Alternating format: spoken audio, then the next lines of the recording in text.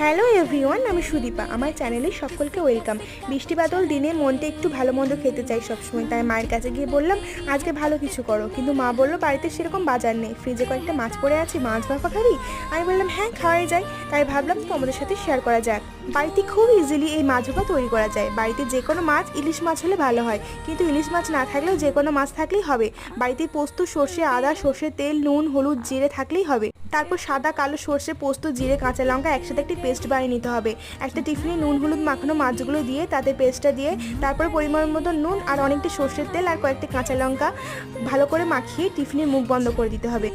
অন্যদিকে একটা কড়াইয়ে জল দিয়ে তাতে একটা স্ট্যান্ড দিয়ে টিফিনটা দিয়ে কড়াইটা ঢাকা দিয়ে 10 মিনিটের মতো অপেক্ষা করলেই গরম গরম ভাতের সাথে মাছ ভাপা পুরো জমে যাবে।